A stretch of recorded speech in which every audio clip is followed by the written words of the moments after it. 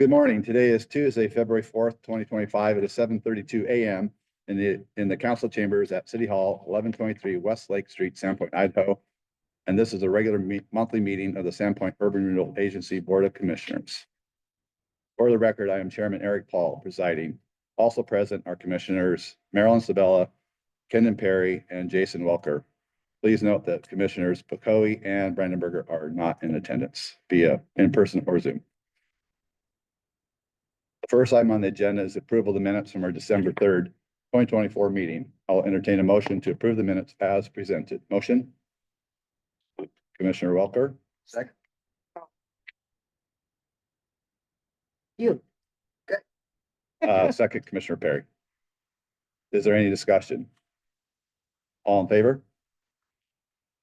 Opposed? Motion passes. The minutes are approved. Are there any members of the public in attendance? Mr. Chairman, there are a couple of members of the public in attendance this morning. Okay. Let's see here.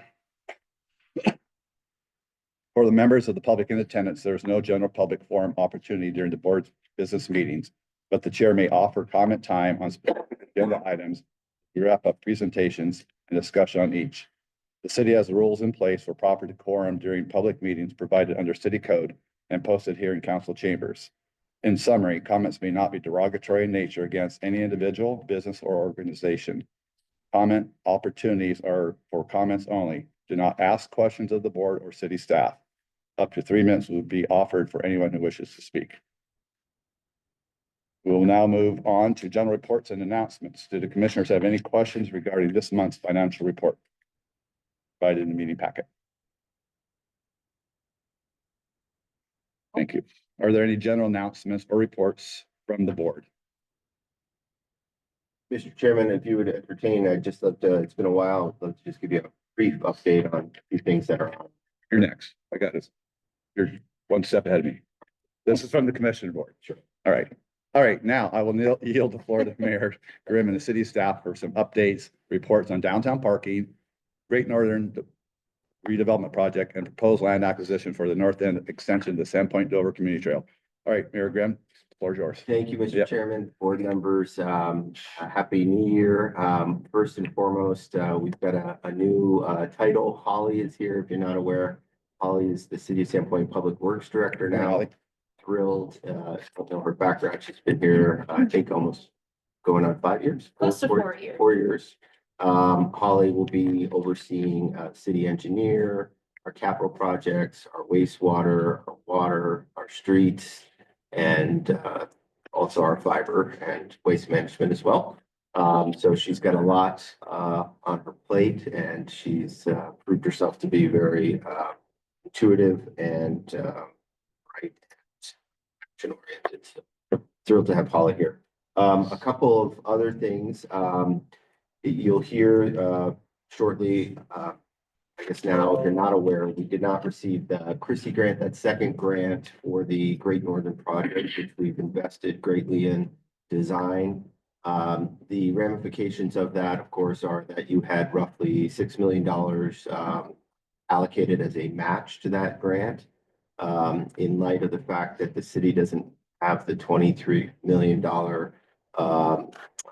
grant funding or any way to match that.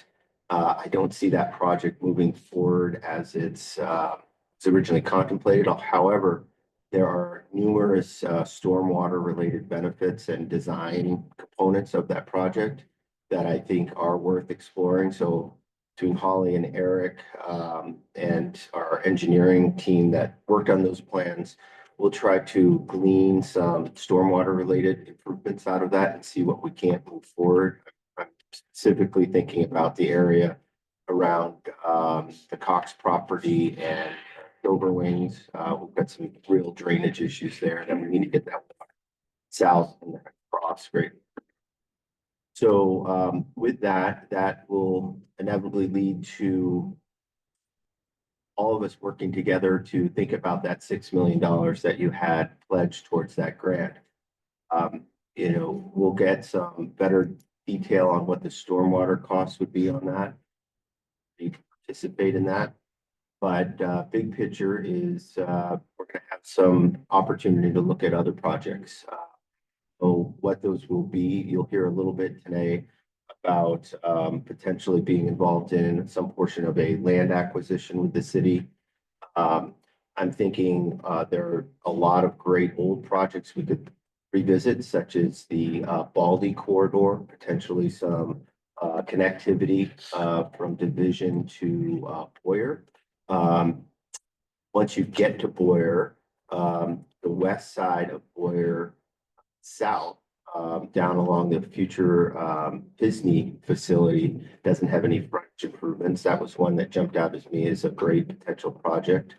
And then I think we'll have some opportunities to look at some economic development enhancements or matches. We are working on one large new employer up off of Mountain View, the west side of Mountain View, up by the FBO. There's a company that's looking to potentially expand, adding 50 to 100 really great paying jobs. You'll be hearing more about that shortly, but there could be an opportunity to participate in public improvements for that, as well as other public improvements on Mountain View. So I'm kind of relieved. I think it's exciting. We get to really look at what are some good projects for the rest of your window here, your couple years you've got left.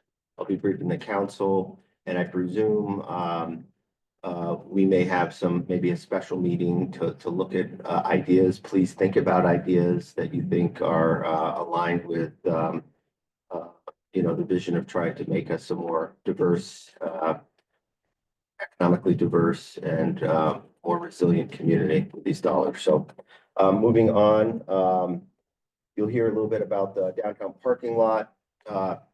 As we look at that, we're realizing that there are lots of opportunities. The bare minimum would be just a resurface. You'll hear today about some alternative reconfigurations there. And what it comes down to is the cost and potential phasing of that. Right now, you have about $150,000 budgeted in this year. And the city has a very small amount, maybe 60,000 in our budget in new fees. What may be asked of you is to look at accelerating that parking lot project in terms of the financing of it, contributing a little more. What that would mean to you is maybe reducing the amount that you have budgeted for phase 3 from Bridge down to Superior. So we have some flexibility in your budget.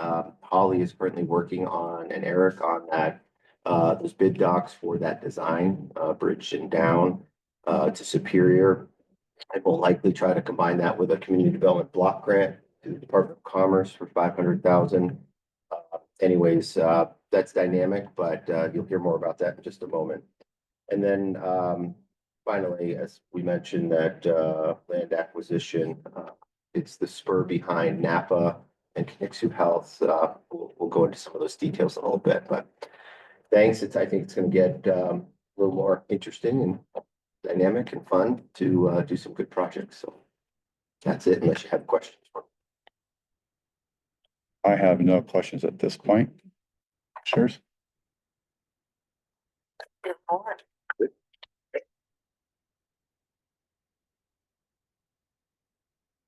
All right. Mr. Chairman, Yes. I believe staff may have some additional. All right, staff. I'm gonna share the screen here. Oh, would you pull up our budget? Because I think we have 200 and some thousand budget, Jeremy. Pulled from your last, that'd be good to know. I think I was just looking we've at been- your August minutes. We've been carrying 200 plus over for several years. Yeah, I saw downtown parking lot 150, phase 3, 775. Do you have it pulled up right now? Yeah, this was from your minutes. Oh, okay. Yeah, I need to see the budget. I can bring it up. Let me just- Because I think you have more available, because we've been rolling, I think, 200. And I think we added additional funding. That might be what that is. Okay.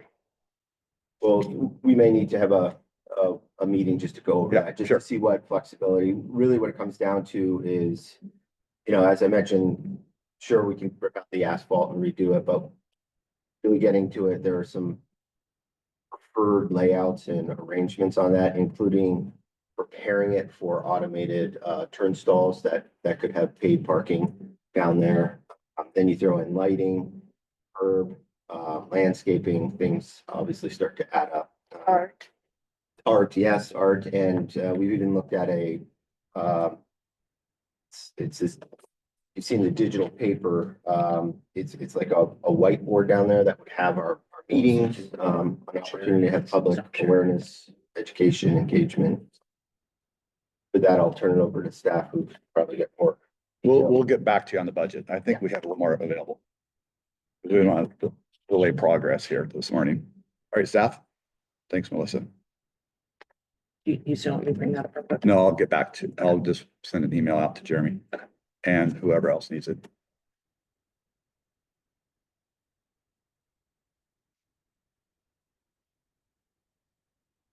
Okay, good morning, board members. Eric Bush, project manager, city forester.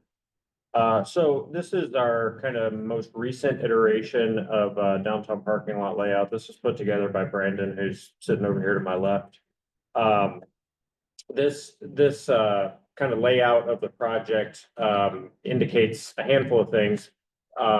Just to kind of give you some info right off the top, down here on the bottom of the page, this layout has 128 total spaces. Can you expand it? shown. Thank you. Has 128 total spaces showed, with 95 standard spaces, that's regular size spaces, 27 compact spaces and 6 ADA accessible spaces, including two van spaces. So this layout really is not too dissimilar to what is there currently. One thing you might notice is if you can see my cursor here, in the middle of the stalls, on kind of both ends here, the islands are removed. The islands that are there currently are removed in this layout. And what that does is gain us efficiency. We don't have enough width in the existing parking lot to accommodate six rows of parking stalls that are sized according to our parking code, what our parking code indicates. So removing those islands allows us to ultimately have more spaces without a kind of reduction of what is there currently. We have 121 spaces in the parking lot currently, so we actually pick up a handful of spaces in here.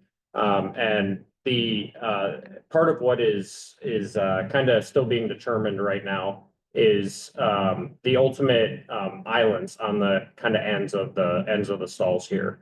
We're trying to determine whether or not it is appropriate or feasible to maintain the trees that are in the parking lot currently, at least a handful of them. There's a handful of the trees that are in there currently that need to be removed. They're in poor condition. But there's some other ones that are in good shape. The question is, will our construction damage those trees to the point where they wouldn't survive anyway? So we hesitate to, and that's part of what I'm working on right now. I hesitate to move forward with maintaining a couple of those trees and spending some money on maintaining those trees. That there would be a cost associated with that in construction, and not being certain that they'll make it out the other side. So it's possible that we can do it, and I'm hoping that we can do it. I'm trying to verify before we go down that path. It would be not a great thing if we tried to maintain those and then we found out in a year after we completed the project that they died. I just clicked over to another iteration of this, and this is kind of an iteration that it shows maintaining trees. So this is the southeast corner of the parking lot where my cursor is kind of circling. These are I think there's 4 or 5 pretty good sized Western red cedars in this location. So this is showing maintaining those. These white kind of layouts in the middle of the lot here are the other existing trees. A handful of these would not be maintained. They're 2 of them have broken crowns. The tops of the trees are broken. So some of those would not be in a final iteration if we chose to go this route. Another thing I want to highlight in this layout is we have the existing entrances on Church Street and over here to the north on Oak Street, excuse me. And what we're considering is kind of phasing this project. This will allow us a little bit of flexibility with respect to dollars, depending on bid cost. So one option is to maintain the two existing entrances we have now, repave the parking lot as you see in this layout. And you see on the kind of upper edge of the screen here, new entrance. This is on the 3rd Street side, across the street from the hardware store. And if the new entrance would allow us to install controlled parking infrastructure, meaning access gates or something similar to that. What we're considering is phasing this new entrance in a later time, depending on ultimately upon bid cost. What do you mean by phasing it? You're not gonna have it initially? That is a possibility. And that. So where would it be in your phase? Basically, we would just repave the parking lot and all of the improvements on the interior here. And maintain the entrances on Church and Oak Street. And then potentially come in at a later date and install the new entrance. And that is purely dependent upon bid costs. If our bid costs allow us to install that entrance when we go to construction, that would be our preference. But if we get higher bid costs than expected, or it is just exceeding our budget, that is an option for us to consider. We're putting together some cost estimate numbers for this right now. And it looks like we're gonna have to do some value engineering to remove some of the costs associated with the project. And that's why we considered an option like this. Okay. It just gives us some flexibility, and we're still working out the details to see whether or not we may have to go that route right now. But I just wanted to kind of highlight it as an option. Thank you. I just wanted to add too, that if we keep the two existing, Announce yourself. oh, sorry, I'm Brandon Staglin, city engineer. Thank you.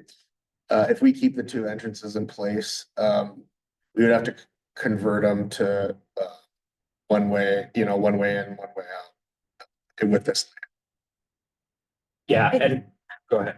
Holly, Public Works Director, City Sandpoint. Just to pull us back a little bit, our goal would be to have a new access from 3rd Street. So do you just talk about what the goal is, new access on 3rd Street and just the layout of the parking lot and how it's Sure. big picture? Sure. So apologies, I didn't kind of touch on that first. You can see the arrows on the drawing here, and what we're doing is the layout is more or less the same as it is currently.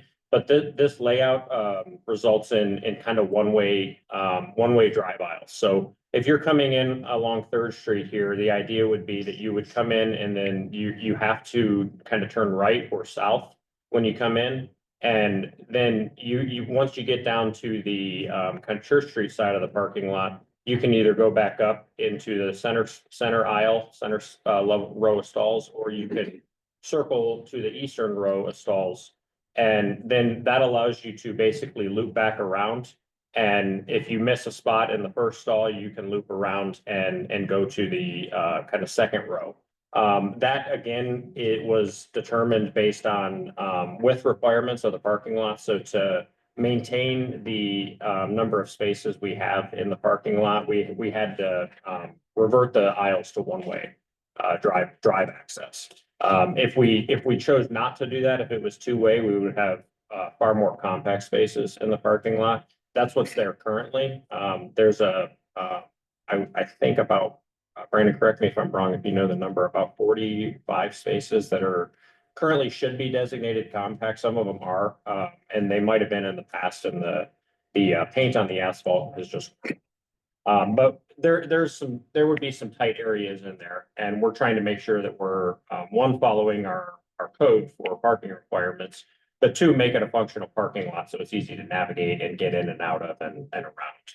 Yeah, and I just add that this is Jeremy. We did visit with the street crew. They gave us an input in terms of clearing snow. Without those center aisles, it becomes far more efficient. They can just come in there, scrape, dancing around. So for me, the big thing is eliminating those two entry points, both the pedestrian conflict by fuels on the south side.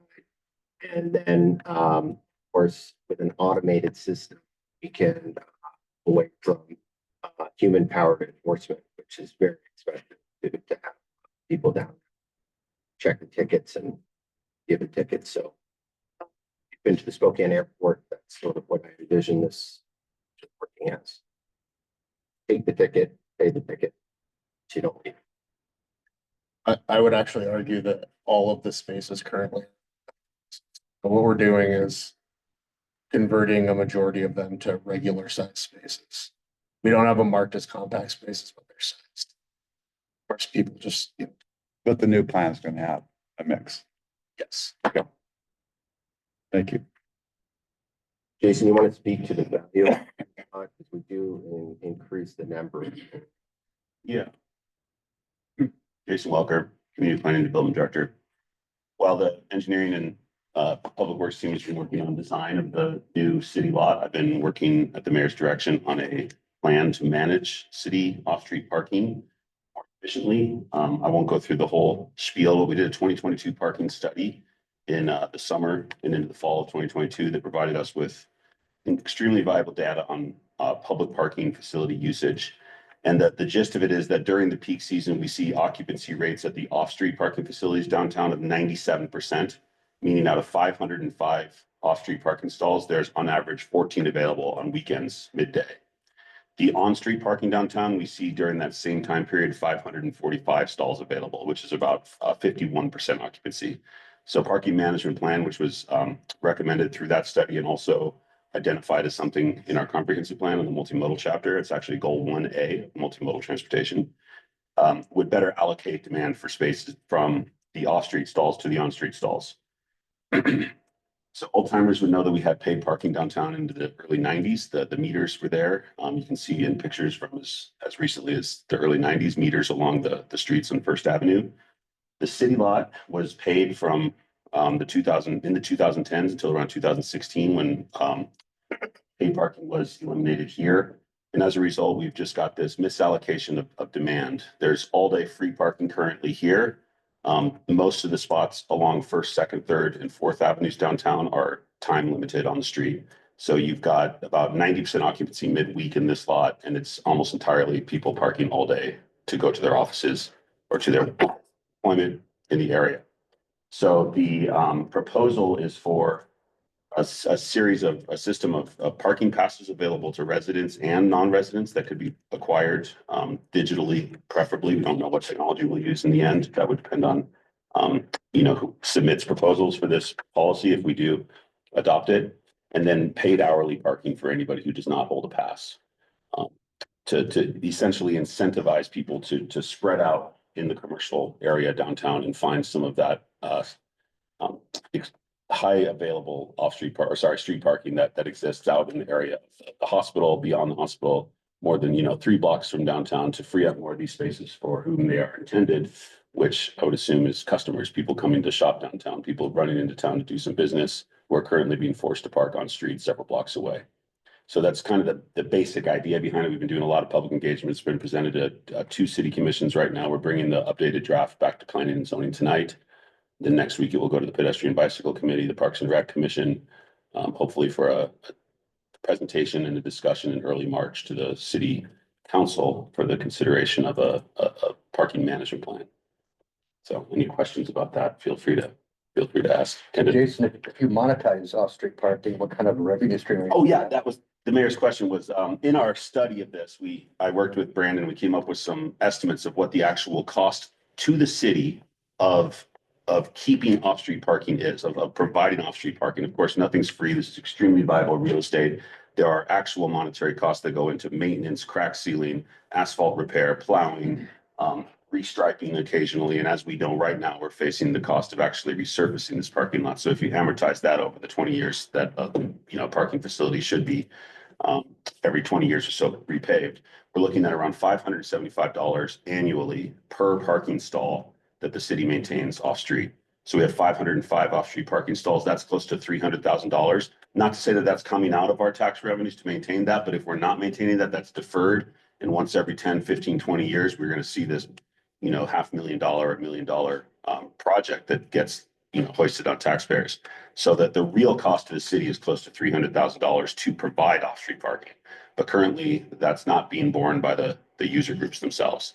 There's really no means to recoup that cost or you know, fund the maintenance. So we see that just diverting from our other important infrastructure projects.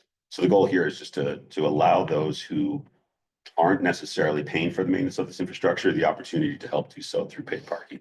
Because we know a lot of the users of these parking facilities are not city of Sandpoint taxpayers, residents. We have a lot of county users. We have a lot of out of county users, especially in the summer when these parking facilities are at nearly 100% capacity. I just add this would apply to this parking lot and the parking lots around City Beach. Yeah, there's actually 5 off-street parking facilities that the city maintains.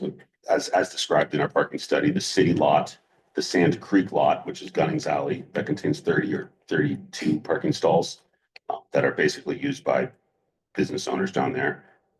The former ITD lot before you get to City Beach on the right there, that's 36 stalls that the city owns and maintains.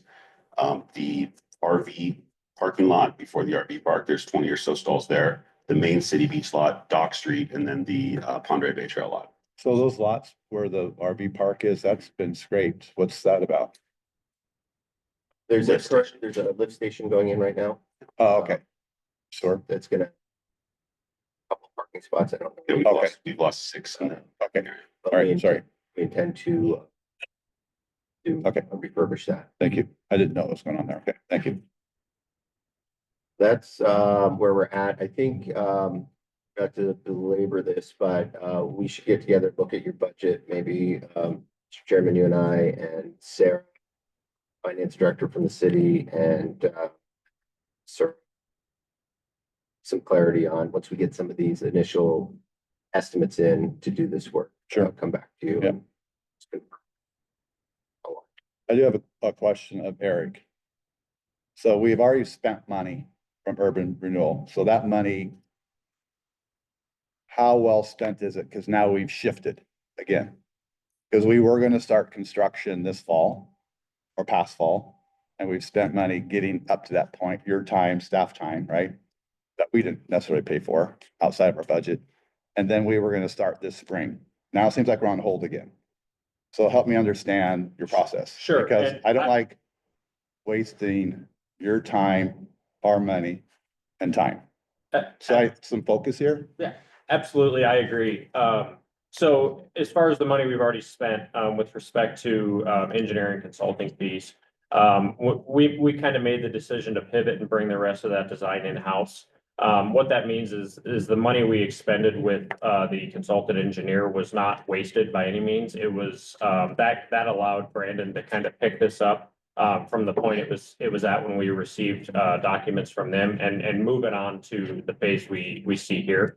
Part of the reason we did that was we wanted to reconsider some additional options like creating a new entrance on Third Street and closing. But I thought your previous reiterations had an entrance on Third in the past. Not. Well, I don't want to belabor it, but just, to me, as a steward of taxpayer money, I don't think it's been wasted, but don't waste it.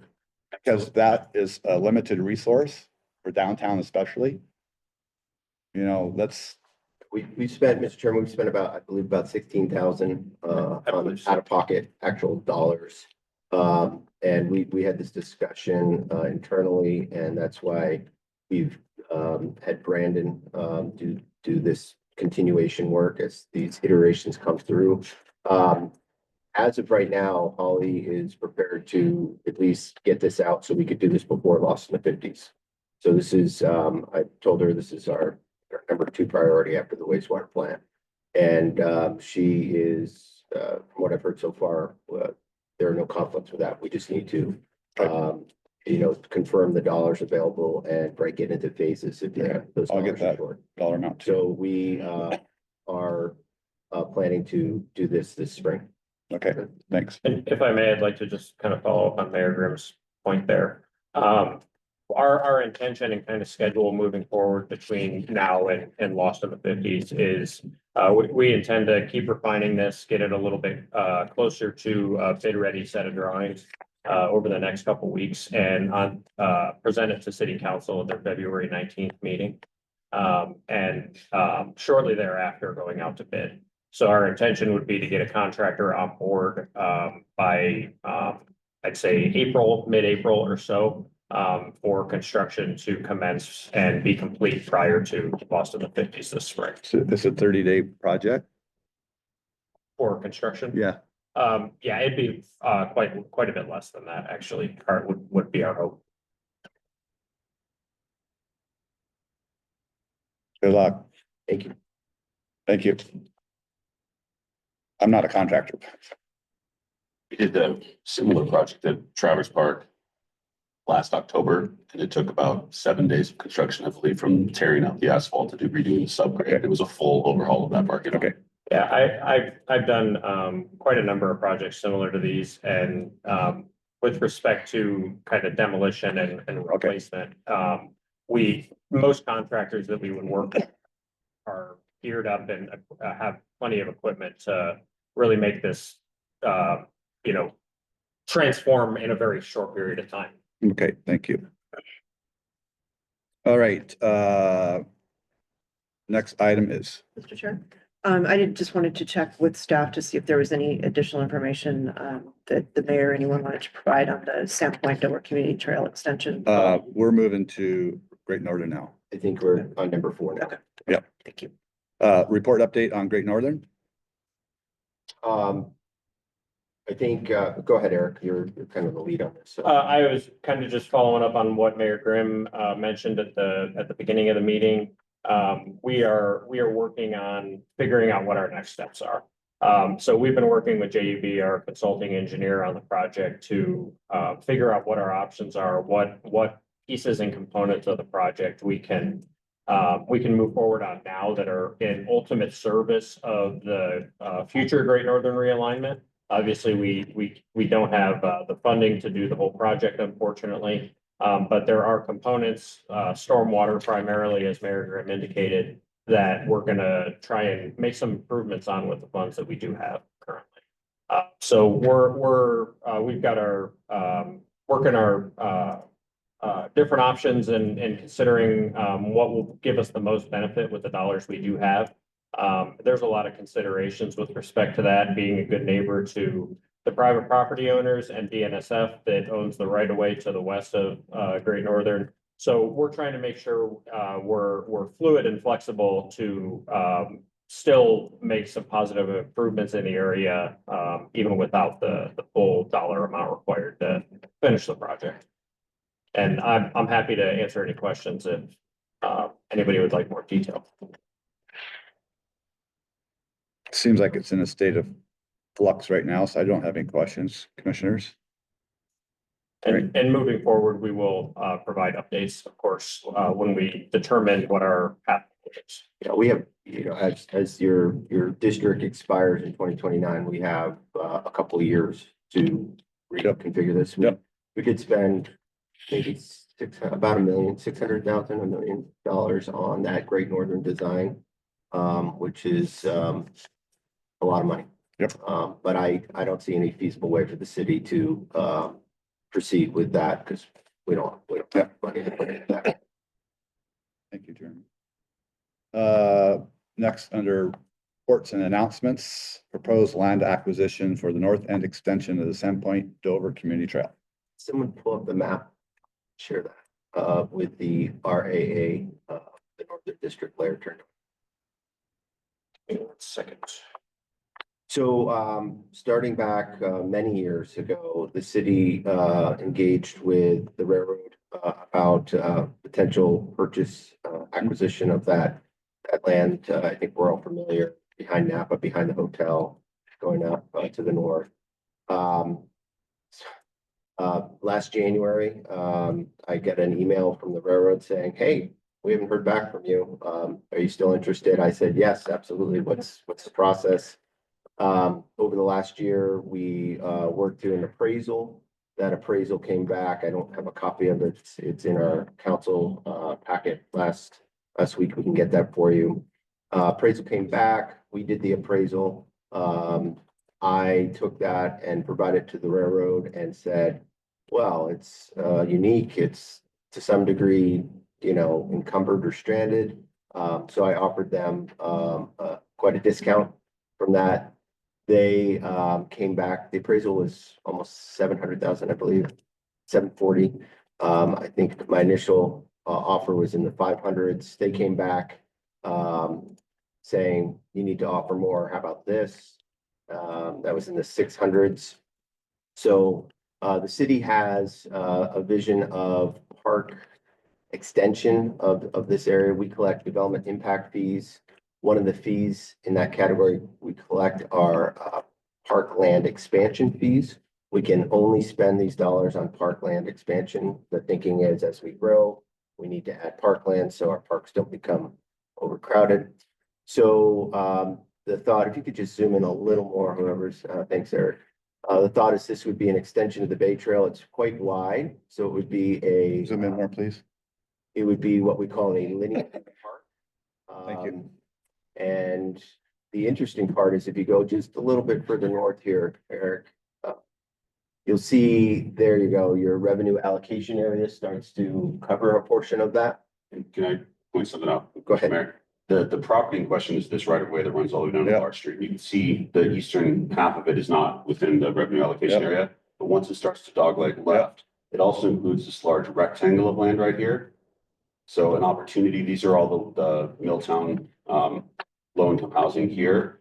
The opportunity would include a park playground area of some sort to be determined in this rectangular area. So the right of way is 50 feet wide, runs all the way to this corner right here. And then along this property, which is a pending development called Tribute, it's a multifamily mixed use. There is an easement across that property that the city has to maintain pedestrian connectivity out to Boyer. So this would create a new non-motorized connection from North Boyer all the way down to Larch Street to connect basically all the residential neighborhoods in North Sandpoint to downtown, where there's currently not. Can you clarify that piece on the top right-hand corner that looks like it's just a grove of trees? Is that part of the act land? Right here, that's part of it. So it's It's bigger than. actually, see this little triangle here? It comes out to, it doesn't include this right of way, Okay. but the borders right there. So it's this rectangle right here, plus the right of way out to that corner, then the right of way 50 feet down to Larch Street. So, and I'll just conclude here. Obviously, our forefathers and mothers were very thoughtful when they created the Dover pathway, and we're thinking long term. It's a very popular connectivity between the communities. This acquisition would allow for the future connection. If you keep going north, there's more abandoned rail. And there are potentially ways to get under the bridge up on Sand Creek and maybe even connect up to Popsicle Bridge. Right now, if somebody's coming from downtown, they have to come to the roundabout on Larch and then go up Boyer. So this is a more direct route connecting our communities. Yeah, in short, it gives us some flexibility. The reason we're approaching Sura is because there's another parcel that is desired by the community, which is the Baldfoot disc golf course. That's owned by the sewer utility. As we proceed with the wastewater plant and probably go out for a bond, the utility will need to liquidate all of its available assets. At such time, we will need to put that property up for sale.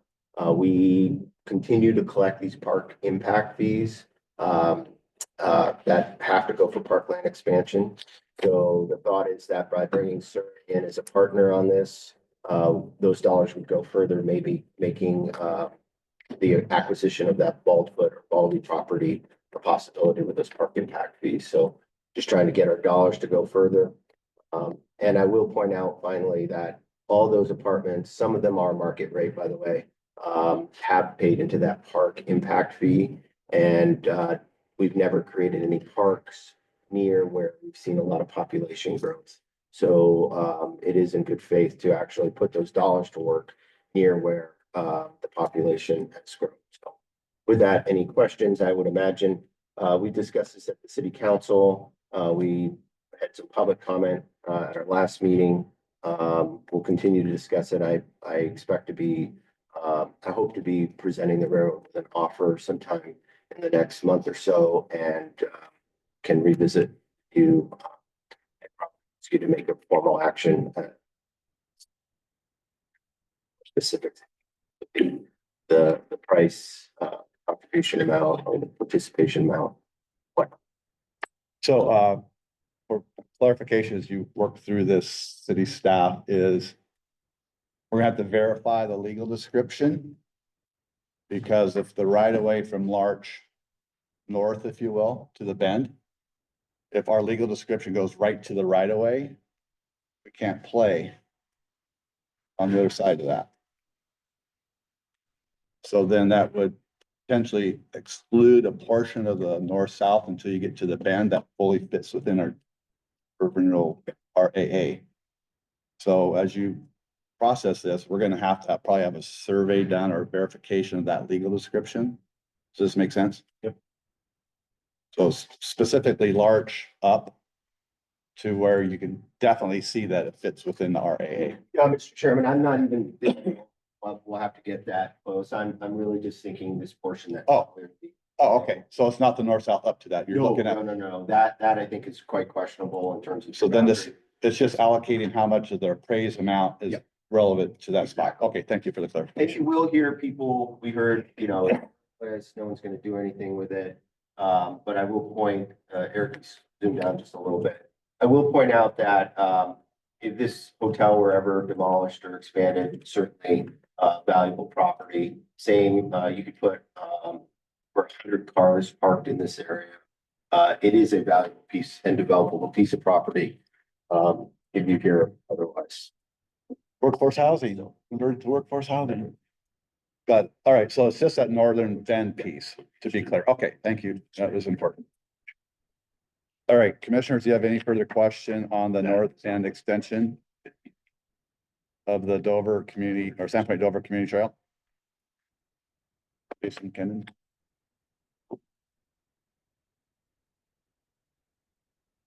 Have any of you ever walked on the Dover Community Trail? Not that piece. Yes, it's nice. It's a great addition. Ken, any questions, comments, concerns? If you brought it up, that it could be a case made that most of that is of no value, although you point out that blue portion is really pretty valuable, because someday that motel or whatever we're calling it is gonna go. Union Pacific actually had to split into two sellable properties. And So it's it is broken out. Can you go back to your map, please? sure. So UP had identified. So that the blue property. Yeah, he's, Eric's gonna pull his Yes, map sir. back up. Please. And the railroad did mention that there is a interested private party. The whole thing or. You could move south just a little bit. So you see No, large. the whole thing. Because if they bought that, they could have access to the other part. There are a whole lot of constraints in terms of developing it. Right, it's a So certain. you had identified southern part of this right of way as a separate state. That they would sell. With envisioning selling that to the owners of this hotel, which are Libra. It's one of the most right. Is that what you're talking about, Jeremy? Redevelopment. Okay. So the offer would actually be for what they're considering two sides. Southern portion here and then the northern portion of the other.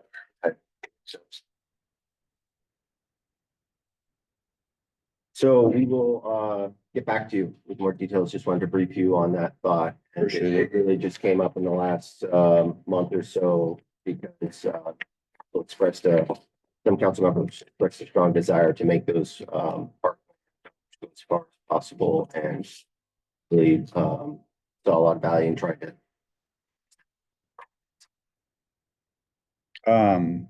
One other, I guess, clarification. Isn't there a proposed extension of Baldy through that property to connect to the highway? A little bit further north. Okay. So there's nothing we're gonna be putting in that would be pour out. No, but I think there is an opportunity if we did acquire that to actually connect.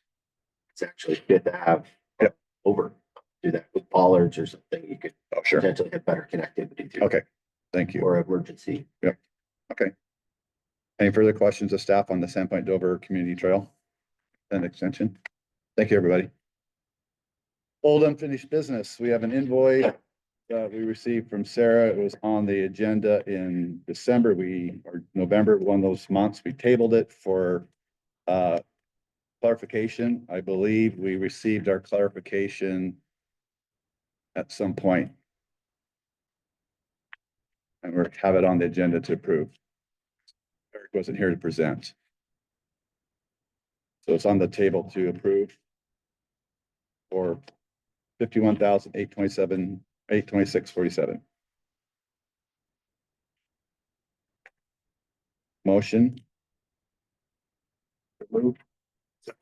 Commissioner Perry motioned, Commissioner Welker second. Any further discussion? All in favor? Opposed? Hearing none, motion passes. Thank you. Any new business? Perfect. We will adjourn at 8:18. Thanks, everybody. I give you the sign. You